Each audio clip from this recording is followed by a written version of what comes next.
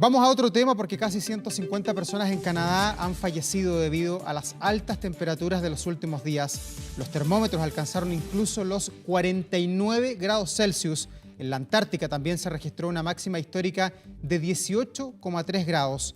Algo está pasando en el mundo, lo analizamos de inmediato junto a René Garrot, subdirector del Centro de Ciencia del Clima y la Resiliencia CO2 y además académico del Departamento de Geofísica de la Universidad de Chile, a quien le damos la bienvenida. René, ¿cómo está? Muy buenos días.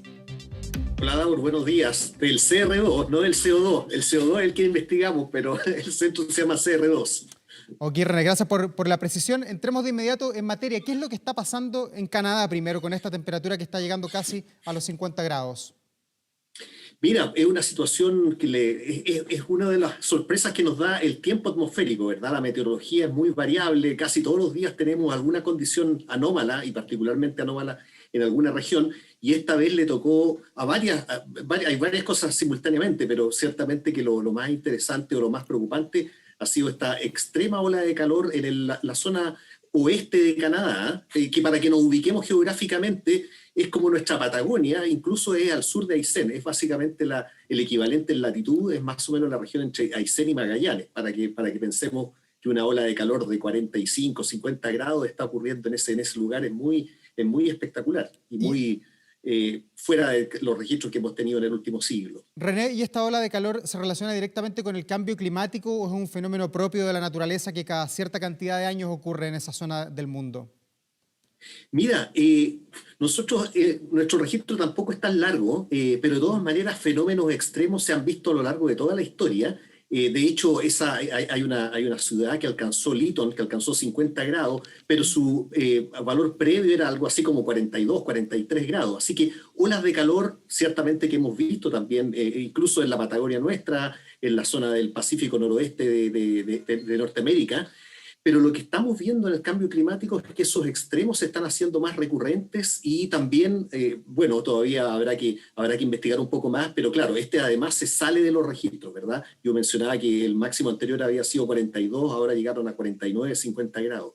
Así que están ocurriendo dos cosas. Los extremos se están haciendo más extremos y aparentemente más frecuentes. O sea, se puede concluir que sin el cambio climático quizás no habríamos tenido este fenómeno. Es otra consecuencia directa, como hemos visto los deshielos en otros tiempos. Claro, la manera en que normalmente se plantea la pregunta, porque si uno se mete a la ola de calor propiamente tal, uno se da cuenta que es una circulación que ocurre de cuando en tanto, ¿cierto? Una condición meteorológica muy particular. Entonces la pregunta correcta, Davor, es cuánto el cambio climático hace que estos eventos, que son parte de la naturaleza, sean más frecuentes o alcancen valores un poco más extremos. Como te digo, aún nadie ha hecho ese cálculo porque hay que tener todas las estadísticas, pero por ejemplo, una ola de calor muy famosa que fue en Francia hace una década atrás o un poco más, uno lo que calcula es la fracción, si no hubiera cambio climático, ¿cuál es la probabilidad de tener ese evento? Y lo que hace el cambio climático es que esos eventos ocurran más frecuentemente. Así que no es que sea el cambio climático per se, sino que el cambio climático, que es esta tendencia suave, va alterando el clima en sus condiciones medias, pero también va haciendo que algunos extremos se hagan particularmente más intensos y o más frecuentes. Y estas temperaturas tan altas que las vemos en el hemisferio norte con el termómetro casi en los 50 grados, ¿se pueden dar en algún minuto en el hemisferio sur donde estamos nosotros o no? Mira, a ver, bueno, en particular acá en el caso de Sudamérica, nosotros, de hecho, tiene alguna analogía con nuestras olas de calor. Nosotros también tenemos olas de calor en la zona central y en la Patagonia. Llegamos a los 40 grados, a los 38 grados. Enero del 2017, por ejemplo, también fue una tremenda ola de calor acá en Chile central.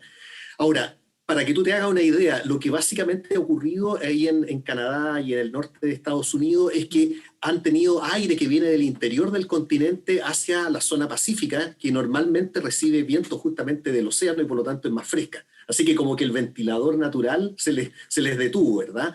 Eso también ocurre acá en Chile, en la zona centro y sur de Chile. Sin embargo, si tú piensas, Sudamérica se va haciendo más angosta hacia el sur, y por lo tanto la posibilidad, nos puede llegar aire de Argentina, que es mucho más cálido, ¿verdad? Pero se va haciendo más, no es tan extrema porque nuestro continente se va angostando hacia el sur y va siendo un poquito más oceánico, pero de todas maneras pueden ocurrir olas de calor y que tienen efectos sin necesariamente llegar a los 50 grados, que pueden tener efectos muy importantes en incendios forestales, afectación a la salud humana también. Y lo que estamos viendo en Canadá con estas temperaturas tan altas, ¿se condice con las temperaturas muy altas en la Antártica? ¿Tienen relación estos dos fenómenos o se dan circunstancialmente en la misma fecha?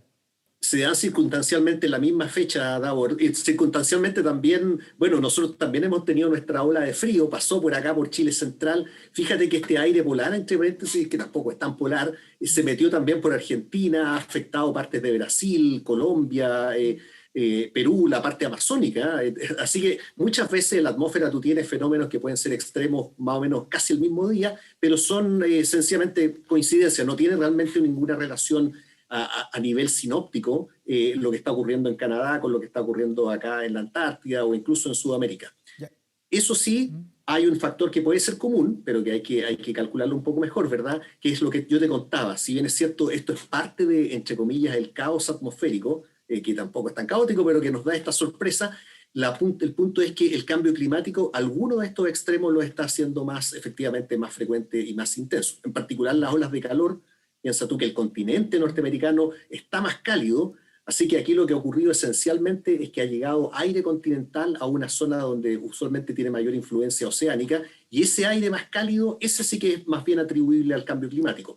Que les haya llegado y que hayan detenido el ventilador por unos días, por varios días, es parte de la meteorología. Lo que parece especial es que este aire que les llegó fue especialmente cálido, y eso explica por qué llegaron a los 50 grados. René, y respecto a la Antártica, ¿cuánto aguanta la Antártica con una temperatura que hoy día la vemos extrema, sobre los 18 grados, pero con temperaturas sobre los 5 grados? ¿Cuánto más aguanta la Antártica antes de derretirse, antes de que la fauna y la poca flora que hay se pueda deteriorar? Bueno, hay lugares que son muy frágiles, pero de todas maneras estos son eventos puntuales, y también hemos tenido récord pasado de temperatura. Me acuerdo el año 2015, de hecho coincidente con el aluvión que tuvimos acá en Atacama, también se superaron en la península. Además, la Antártica, recuerda que es un continente gigantesco y una masa de hielo muy grande, entonces estas máximas son bastante puntuales. El casquete como tal, la gran cantidad de hielo probablemente tiene una inercia muy grande, pero a nivel local tú puedes tener desprendimientos de iceberg, puedes tener cambios en la biosfera local, así que no es que esto vaya a derretir la Antártida en una semana o algo así, porque de todas maneras esa ola de calor que estamos hablando ahora en la Antártida va a pasar, una cosa transiente que va a terminar pronto. Pero sí va teniendo efectos, como te digo, a nivel local, y va acelerando en algunos casos los procesos de deshielo, que a la vez tienen una connotación importante porque hacen subir el nivel del mar, en fin. Claro, y da pena ver muchos de los glaciares que están ahí rodeando lo que es el canal Beagle, el continente antártico, que se están derritiendo y que son permanentemente monitoreados, René, y que cada año de verdad que da pena verlos cómo se van adelgazando. Bueno, claro, no solamente en la Antártida, ¿cierto? Incluso acá en Chile Central y en la Patagonia, la mayoría de los glaciares han estado adelgazándose por muchas décadas, y ese proceso aparentemente está acelerándose.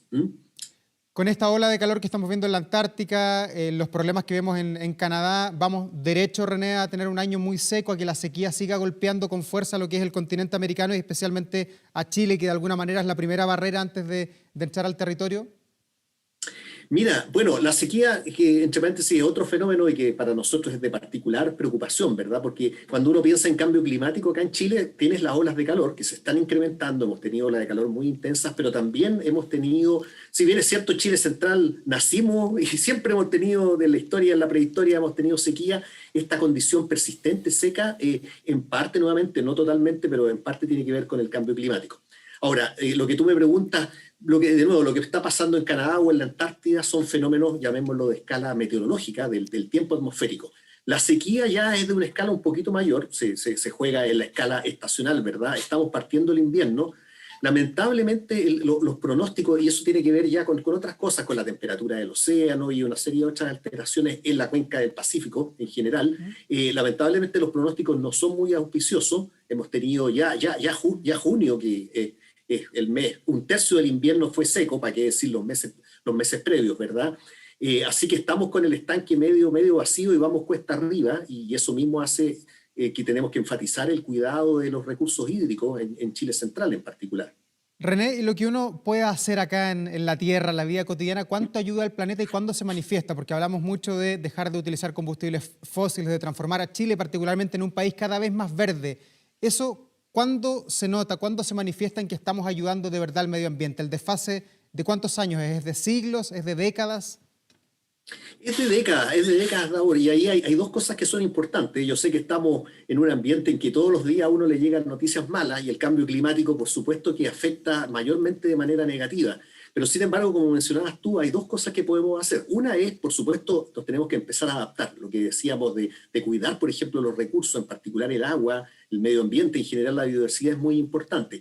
Pero aún la humanidad puede hacer mucho por la mitigación, que es la reducción de gases con efecto invernadero en la atmósfera, que es lo que está últimamente causando el problema. Y ahí hay una variedad de cosas que están ocurriendo. Uno es a nivel personal, ¿cierto? Uno tiene que tener en su cosa doméstica, ¿cierto? El cuidado y la preocupación por el medio ambiente y por cuidar y utilizar bien los recursos. Pero también es importante, si bien es cierto, tenemos que apagar la luz y cuidar el agua, también tiene que haber políticas y cambios tecnológicos y culturales que son fuertes y que están empezando a ocurrir. Si tú te das cuenta, las matrices energéticas se están empezando a transformar. Ahora, el cambio climático, que yo me cuesta calificarlo como crisis o emergencia personalmente, porque no es una cosa que tampoco con una bala de plata vaya a desaparecer. Es un problema de largo plazo que ya está ocurriendo, que nos va a acompañar por muchos años más, y tenemos, como te decía, por una parte que ir adaptándonos, porque es una realidad y va a seguir por las próximas décadas. Pero si bien es cierto, la Tierra o la atmósfera ya se está moviendo en una cierta dirección, nosotros podemos de alguna manera limitar el alcance de esos daños. Y eso significa estas tareas de mitigación y de reducción de emisiones. Y eso tiene mucho que ver con aspectos tanto culturales como tecnológicos. Hay que hacer cambios en nuestras matrices, no solamente en Chile, sino que en todas las partes del mundo. Y si queremos ver el vaso medio lleno, la cosa está empezando a avanzar en ese sentido y espero que se siga acelerando en los próximos años. Sí, pequeños granitos de arena que de alguna manera, René, en tus palabras se desprende que ayudan a torcer el rumbo. Quizás es inevitable que en algún minuto vamos a tener un planeta más caliente, menos agua, pero lo que uno puede hacer da poquito ayuda, un poquitín, un pichintún, para cambiar la dirección. No, efectivamente, todo ayuda y como te decía, tenemos que adaptarnos. Cada uno tiene que hacer lo suyo, pero tampoco hay que ser inocente. Quería pasar ese mensaje, ¿verdad? No solamente, y está muy bien apagar la luz y cerrar la llave, pero también tienen que haber cambios a otro nivel. Todo suma y todo ayuda, y además que hay muchas cosas que son beneficios locales, ¿verdad? Piensa tú, por ejemplo, en lo que pasa en Coyhaique. Hoy día el problema de Coyhaique no es el derretimiento de los hielos en el Ártico, ni que los corales estén desapareciendo en Australia. Es un problema de contaminación muy aguda que han tenido, bueno, los días previos. Ahora, si uno contamina menos localmente, también eso tiene un beneficio, como te decía, para el planeta en general, y por supuesto que va a tener un beneficio local. Así que todo ayuda y además hay que tratar de sumar estos beneficios de escala local o regional o de tu ciudad o comuna con estas cosas de escala global. Porque algunas veces uno dice, bueno, pero ¿qué importa tanto el oso polar en el Ártico o los arrecifes de coral en Australia? La verdad que obviamente que importan, pero insisto, muchas veces las cosas que hacemos a nivel local tienen que tener ese doble efecto, la mejora de las condiciones locales y la mejora del planeta. René Garraud, subdirector del Centro de Ciencia y Clima y la Resiliencia, el CR2, muchas gracias por esta entrevista y por ilustrarnos respecto a lo que viene en cuanto al cambio climático. Muchas gracias, Raúl, y buena suerte con todo. Como siempre, un gusto. Chao, René. Adiós.